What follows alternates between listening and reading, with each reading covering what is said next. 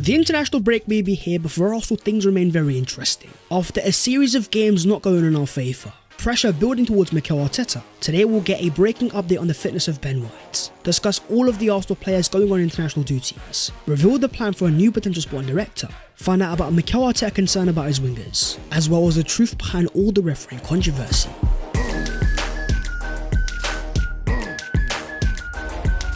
Yo, what is going on guys? My name is Baz14, welcome back to your boys channel. I hope you guys are doing sensational. We've got the final international break of 2024 and so much Arsenal news to break down. So as per, don't forget to smash a like on the video if you enjoy it and subscribe to the channel if you are new, helping your boy on his road to 300,000 subscribers. But starting off with the breaking Arsenal news. After a hectic few weeks for Arsenal fans where games have not gone in our favour, a sense of negativity building around the club, the international breaks potentially come at a very good time, giving Arsenal a chance to recharge, recoup and get themselves back together.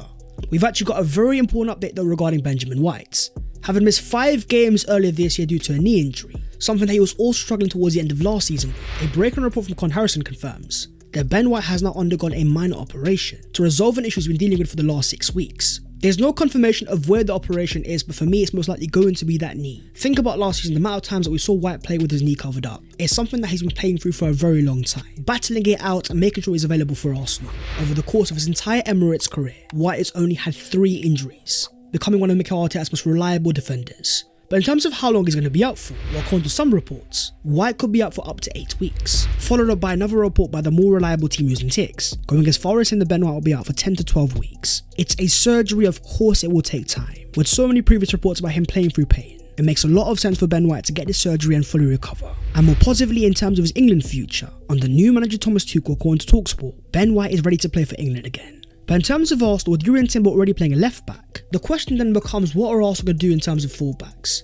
Takehiro Tomiyasu is still out injured, Ricardo Calafrio yet to return either. It's times like these when I'm looking at Tomiyasu a bit different, having signed a brand new bumper contract at the end of last season, getting a higher pay rise as a reward to his first team contribution. There's no denying when Tomiyasu plays a part of the first team is a very valuable asset. Left back, right back, centre back, he's very versatile. But over the course of his entire Arsenal career, whether it's a calf injury or a knee injury, so far in 24-25 Tomiyasu has missed 17 games. But in terms of him and both Ricardo Calafrio, we do actually have a bit of positive news. A report from Isak confirms Ricardo Calafrio and Takehiro Tomiyasu are both expected to return for Arsenal after the international break. And it's not the only positive around the Emirates Stadium. The other one of course is returning Martin Odegaard playing the full 90 minutes in his return game against Chelsea. Having played only 3 minutes this August, it was quite a physical effort.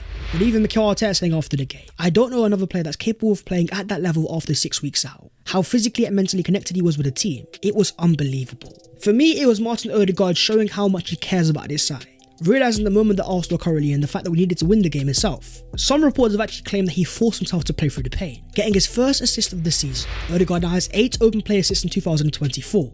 Only behind the likes of Cole Palmer and Mo Salah. But not only is he the Arsenal captain, he's also the captain of Norway. So with another international break here and the fact that he's fully available, reports in Norway initially confirmed that he was set to join up with the national team. However, it was still unclear whether he will play in the upcoming matches against Slovenia and Kazakhstan. Odegaard got on a flight to Norway, was assessed by their medical team, and has now confirmed that he will not feature for Norway during this international break, instead returning to Arsenal following an assessment by the national team's medical team. As Odegaard says himself, I need to listen to my body. I need to complete this rehab and get my foot back in good shape. Arsenal are in a very precarious position right now where a lot of fans have given up on the title race.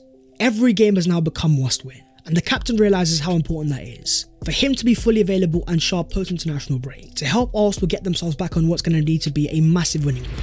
But in terms of the other Arsenal players, here you have Gabriel Martinelli arriving for Brazil duty, having been called up to the national team replacing the injured Rodrigo, alongside of course Gabriel Magalhaes, who is starting for Brazil once again in the game against Venezuela. Ending in a 1-1 draw, Gabriel's performance was rock solid, the man of the match in terms of the stats. A 7.6 rating, 3 block shots, 1 interception. Gabriel has now started all 11 of Brazil's World Cup qualifiers, asserting himself as a guaranteed starter. You also had William Saliba's France drawing 0-0 with Israel, but in a game that Saliba was left as an unused sub, it was about time he was given a deserved rest. But then you've got 2 players that were called up but will not be playing. We're talking about the English duo of Declan Rice and Bukayo Saka, confirmed as a part of 8 English players to withdraw from the national team, alongside Trent Alexander-Arnold, Levi Colwill, Phil Foden, Jack Grealish, Cole Palmer, Ramsdale, and of course Rice and Saka. With Declan Rice, it makes a lot of sense. The guy was playing with a broken foot against Chelsea. forcing him to play through the pain barriers with all sorts of injections. There was no chance that Mikel Arteta was ever going to let him go there. And even in terms of Bukayo Saka taken off against Chelsea holding his groin area, having suffered an injury in the last international break as well. When asked after the Chelsea game on Saka and Rice's fitness, Mikel Arteta said it doesn't look good, because when two players of that importance tell you they cannot continue, so it obviously isn't good news. I don't expect him to be fit for the international duties, because if they are, they wouldn't have come off. For Arsenal fans, it isn't a major reason to be concerned though. With Saka and Rice most likely available after the international break, the fact that you've got those two players alongside Martin Odegaard, three integral parts of Mikel Arteta's side, given a full 2 weeks to rest, recover and recuperate, recharge themselves and be available post-international duties, it could help Arsenal massively in the long term. As Mikel Arteta says himself, what I'm just praying for is that after the international break, I have a team fully equipped physically. They are available and they are fit, because it's been an absolute nightmare for 8 weeks. From Odegaard getting injured in one international break and then Bukayo Saka, I get a sense that Arsenal are now being very careful in letting their players go, with more and more players pulling out. It's something that we've seen both Man City and Liverpool do over the past few years. That's what brings us to Thomas Partey, having not been called up by the Ghana national team for the upcoming international break. Despite long-term concerns over his Arsenal injury history, so far this year Partey's been available, starting in midfield week after week, improving sharpness game after game. But with him out of contract at the end of the season, Arsenal do actually have a massive dilemma. Earning over £250,000 a week at 31 years of age, will Arsenal offer him a new contract? As Mikel Arteta says, he's only 31 and he's really in a good place. Yes, we will have the discussions. The one thing that we needed from Thomas was to be at the level we wanted, certainly. He's working so hard to do what he's doing at the moment. I think he's playing really well in different positions, with different demands, and he's coping with it in a great way. He's a big player for us. When it comes to ball progression, Thomas Partey is always going to be Arsenal's most reliable midfielder playing deep. That eye for the incisive pass to break the lines and get the ball forwards is something that neither Declan Rice or Jorginho thrive at. But a major part of being a top number 6 is also your defensive ability, which brings us to this moment here in the game against Chelsea. 69 minutes on the clock and Arsenal 1-0 up. Look at the space that Pedro Neto was given, with Partey playing in the Arsenal back four, potentially being too deep and giving Neto too much pace to fire off a shot. The concern that we have is not that Partey is unreliable defensively when it comes to duel winning and 1v1 defending. As you saw in the game against Liverpool, Partey can still excel, but being a top number 6 also means you have to cover distances. Aged 31 now and not having the same legs that he used to have, the question is, if Rice was playing as a 6 there, would Neto have been given the same space? With his long-term Arsenal future uncertain, there was of course reports back in the summer that clubs in Saudi Arabia were prepared to pay €40 million in instalments to sign Thomas Partey for Arsenal. The fact that he'll now be available on a free transfer will most likely not want to take a pay cut. I just don't see Arsenal paying that £250,000 a week. Instead, I am looking to Declan Rice now. £105 million spent, Arsenal's club record signing. He has played as an 8 at times, so let's not forget initially he was that number 6. In the first half of 23-24, thriving so much, man of the match after man of the match performances. He's not as good at ball progression as Thomas Partey, but with the arrival of Mikel Merino and potentially more midfielders going forwards, alongside the natural progressive ability of Martin Odegaard, progressive fullbacks like Yuri Timber and Ricardo Calafiori, as Man City legend Sergio Aguero says, for me Declan Rice is a great player and is at the same level as the best midfielders like Sergio Busquets, Rodri and Casemiro. Going forwards, Mikel Arteta actually has a massive midfield dilemma, with the return of Martin Odegaard and the clear importance there, alongside a fantastic cameo for Mikel Merino in what was his best performance so far in an Arsenal shirt. The way that he was carrying the ball against Chelsea and playing on the pressure. It was no surprise that we saw Merino play as a natural left number 8, less of an attacking midfielder. We saw a player that was thriving instantly, with a standout moment being right towards the end of the game. 94 minutes on the clock, Arsenal chasing a winner. I love the way Merino showed that composure to drop deeper and pick a fantastic pass forwards. I love the composure that Merino showed, dropping deeper and not being fazed by pressure, picking a fantastic pass on the left hand side. Despite having a very small sample size, here is his stats radar so far this season. Showcasing defensively he looks perfectly fine, but on the ball there's still a lot of room for improvement. But with the only games of him playing as a left number 8 being against Chelsea and Liverpool, with a bigger sample size alongside Martin Odegaard, who of course is a former Real Sociedad teammate, my question falls to you guys in the comments. When everyone is fit and available, what do you think is Arsenal's best starting midfield? Who starts as a 6, Declan Rice or Thomas Partey? And does it include Mikel Merino? But talking about midfielders and specifically Real Sociedad, with 2 former ones in Martin Odegaard and Mikel Merino, could Arsenal be about to make it a hat-trick? As according to Miguel Delaney, Arsenal are monitoring Martin Zubimeny's situation. In belief they can prove the player's most viable destination in the summer, Mikel Arteta wants to add a 6 to his team to ensure they have maximum tactical options. And it makes a lot of sense, not just because of the quality of the player, but the fact that both Jorginho and Thomas Partey are out of contract, both over the age of 30 and most likely departing. Martin Zubimendi at 25 years of age is really entering the peak of his powers, thriving for Sociedad in La Liga with an average 7.28 rating, having been chased by Liverpool in the summer. A release clause that was met by then the player signed a new contract. Reports are also now claiming that he could also be wanted by City. who are also looking for a number 6 with the injury to Rodri. You add that to the interest of Arsenal and there's no surprise why so many top clubs are after this guy. Zubimendi is evolving year after year, and this year what we're seeing more and more is a far better pass selection. Not scared to play progressive passes and fire the ball forwards. Partnering this guy's technical ability alongside the physicality of Declan Rice, both of whom are under the age of 26, what Arsenal could have is a long-term flourishing partnership. And here's where things really get interesting. With the recent departure of Edu Gaspar, Arsenal are currently looking for a sporting director.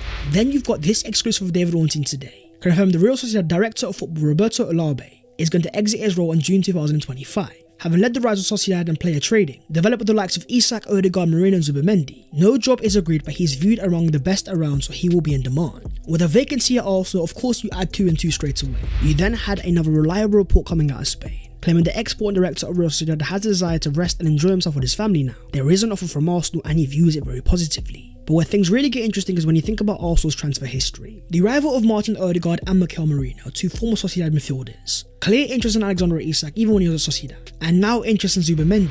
The funniest thing is it's also the same guy that signed Mikel Arteta back in 2004, bringing him to Real Sociedad. We're at a point now where if Arsenal fans was to get 2 of their main targets, Alexander Isak and Martin Zubimendi, we'd actually have the Real Sociedad spine. And according to reports, Arsenal chiefs are now flying to the US this week to hold talks with the Kroenke family after the sporting director Edu resigned. Discussing plans for the next 2 transfer windows will also be one of the main priorities, with the striker firmly set to be on the agenda. According to Con Harrison, Alexander Isak has now become Arsenal's number 1 forward target. Not a surprise because of Arsenal's previous interest, but also because Newcastle was struggling, unable to get Isak to sign a new contract, with some reports claiming the talks have stopped. Newcastle unlikely to get Champions League football this season, meaning most likely Isak will be looking for a move away. If Arsenal can capture the former Sociedad director, not only will the links be there but the timing as well, to get a deal over the line.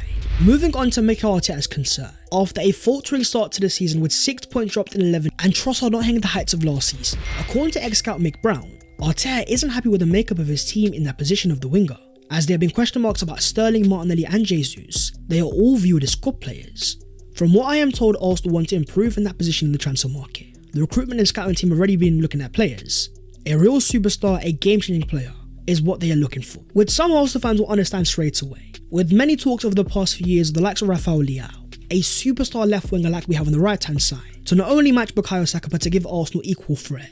But in terms of Gabriel Martinelli, the fact that he scored in the last game against Chelsea, then you've got these numbers here comparing him to Cole Palmer in terms of non-penalty goals and non-penalty XG. As things stands, Martinelli actually ranks higher than Palmer, with even his stats radar for the season showing a player has been really threatening. The underlying numbers are actually in Martinelli's favour. Still only 23 years of age and have previously produced a 15 non-penalty goal season. As much as Arsenal fans have seen that potential, in the past few years we've seen a lot of frustration as well. A lack of technical security on that left hand side, and sometimes over-reliance on Bukayo Saka. The idea of Arsenal going for a superstar left winger is something that a lot of fans do agree with. But who exactly will that player be? Well, according to Florian Plettenberg, Arsenal are closely monitoring Bayern Munich's Leroy Sané, with another recent report confirming that both Man United and Arsenal have interest in signing Sané if he becomes a free agent this summer. Once upon a time, this guy was seen as a superstar, and even in terms of last year under Thomas Tuchel, 10 goals and 13 assists in all competitions over the course of 42 appearances with Bayern. Playing as a right winger, the form is definitely growing. But the question is Sané a current superstar? How much should he move the needle at Arsenal? And how many more former wingers is Mikel Arteta going to sign? Especially after the recent arrival of Raheem Sterling. According to the ex-scout of Mick Brown, he says, I know there's been some concerns about Raheem Sterling. Getting him alone was seen as a real coup because Chelsea are still paying most of his wages. But when you're looking for results, he doesn't come on. That points to some clear issues behind the scenes. And I've heard his training might not be completely up to scratch. We know Arteta demands a certain level from his players, and isn't scared to leave them out if they aren't meeting his expectations. Ultimately, what Arsenal are looking for is offensive inevitability. As amazing as Bukayo Saka and Martin Odegaard are, if Arsenal were able to add that superstar on the left-hand side, maybe even at centre forward, the amount of threat that Arsenal could produce would go up significantly. But now let's talk about the title race. 6 points lost from the opening 11 games. Arsenal currently in 4th position behind the likes of Chelsea, City and Liverpool. 9 points off top place. In terms of the Opta supercomputer, it's now giving Liverpool a whopping 58% chance of winning the league title, with Arsenal only at 3.5. To put things simply, Liverpool right now have become the favourites, and Arsenal are looking like real dark horses. Many fans not seeing the team producing the performances, and more importantly lacking that attacking edge. But the stats themselves are actually very intriguing, having played 8 Premier League games 11v11. In those games, our expected goal difference is actually 0.2 higher this year than it was last year in the exact same fixtures, having actually earned 1 more point in those fixtures this year. The point we're trying to make here is Arsenal have had a very tough start to the season, somewhat skewing our opinions of the title race. And when you look at our away games so far this year, 11 games in, we're talking Villa away, Spurs away, City away, Bournemouth away, Newcastle and Chelsea done. You then compare that to Liverpool. They played Ipswich, Wolves, Palace, Arsenal, United. Then compare that to Man City. They've gone to Chelsea away, West Ham away, Newcastle, Wolves, Bournemouth and Brighton. There's no denying that Arsenal have had by far the hardest fixtures there, which of course is no excuse, but it also means that going into the second half of the year, a lot of our big games are going to be at the Emirates Stadium, a ground that Arsenal have a very good record at when it comes to getting the 3 points against the big sides, with wins against United, Chelsea and City all last year. I'm going to go as far as saying that Arsenal aren't out of this title race. 9 points is a major gap, and Liverpool are right now a tremendous side. Their form of course has to be respected massively, but it was also the same Liverpool side that last year after matchday 20 was sat 5 points clear of Arsenal, only to be 7 points behind by game week 37, a 12-point difference in 17 games. If there's one thing that Arsenal fans have learned over the past few years in terms of title races, from Arsenal being clear in 2022-23 to struggling in 2023-24, the major part is always going to be the second half of the season, where Champions League games come thick and fast and massive games around the corner. For Arsenal, all we can do is focus on the present. As Paul Merson said after the draw against Chelsea, we have to go bang and win 7 in a row after international break, with games against Forest at home, Sporting away, West Ham away and United at home, then Fulham away and Monaco at home, with games against Everton at home and Palace after that. When Mikel Arteta was asked on how to bridge the gap to the top, he says win, win, win, win, win, win and win. 27 games to go for me is too soon to throw in the towel. That being said, our title hopes right now are on life support. A winning streak is needed as soon as possible. When you've got 27 games to go, we've still got a lot of football to play. But with our current title hopes being on life support, a massive winning streak is needed as soon as possible. But what about the future of Mikel Arteta? With more pressure this year than ever before, all the talk of the money spent and the lack of trophies won, there are a lot of Arsenal fans that are now looking at Mikel Arteta a bit sideways. In terms of myself, I have been a bit critical so far this season, but I also believe he deserves a chance to turn it around, having brought Arsenal from all the way down in 8th to fighting for a title. Before his arrival at Arsenal, we'd only won 2 out of 40 league games against the Big Six away, whereas we are now 565 days unbeaten against the Big Six. Personally, I'm giving Mikel Arteta my grace, but that doesn't mean the pressure isn't building. With even Declan Rice saying it's very important that Arsenal win a trophy this season, it's so important and I say that strongly. This team has been close now to the Premier League for the last 2 years. Last year was the first season back in the Champions League, and we got into the quarterfinals but went out of the cups early. Now we're into the quarterfinals of the Carabao Cup already, so this team and the squad of players we have, if you look at teams like Man City and Liverpool who have been competing for trophies for the last few years, it's because their players are consistently playing in these games. Not moaning about it, just getting on with it and having the mentality to go and win. I want to ask you guys though, what do you think about Arsenal's non-negotiables this season? The minimum required for Mikel Arteta as Arsenal this season. Is it purely just silverware, or does it need to be the Premier League title? But now we've got to talk about a very intriguing scenario regarding a Premier League referee. We of course are talking about David Koo, after a recent video surfaced of him talking on camera, calling out the likes of Liverpool and Jurgen Klopp. As the PGMOL have now confirmed, David Koo has been suspended with immediate effect, pending a full investigation. There will be no further comment until the process is complete. With the rules stating that no referee is allowed to have any bias towards any club, the fact that Koo was talking about Liverpool and Jurgen Klopp on camera is a big no-no. Not to show any sort of match fixing by the way, but clearly showing a level of emotional bias. It's then very intriguing when you look at these stats here. The teams with the best win percentages in games officiated by David Koo. Man City have a 100% win ratio, Liverpool 66, then you've got United 62. With all the talk over the years about referees and conspiracy theories, this video here doesn't help them whatsoever. We're not confirming any sort of match fixing. For David Koo himself, things really aren't looking good. More videos coming out of him being less of a referee and more of a linesman. According to the reliable Sam C, there's plenty of more videos other than this, and they haven't even been released yet. Which is all very fascinating when you think about the PGMOL. Were they already aware of these videos years before they were released to the world? With the referee standing being worse than ever before, poor decision after poor decision, game after game, there is a trend that a lot of fans have started to notice though. Why are most referees coming out of Manchester? With David Koo being from Manchester, he's a part of majority referees that come from the same region. With a whopping 90% of PGMOL refs being based in Cheshire, it's always been the Liverpool fans and Arsenal fans have talked about the quality of referees, on the back of some awful decisions over the past few years. But in terms of this specific video, let me know what you guys make of it down below in the comments. Is there indeed a conspiracy theory that needs to be looked into? But that is the video there and there, so hopefully you guys have enjoyed. If you have, don't forget to smash a like and also subscribe to the channel if you are new. If you want to follow your boy on social medias, then all the links are down below in the description. But that was all of your latest Arsenal news today at the start of the final international break of 2024. There's only one thing that Arsenal fans are praying for: full fitness and availability of all of our players. Let's keep our fingers crossed and pray for the best, and I'll see you next time. Take care, in a bit.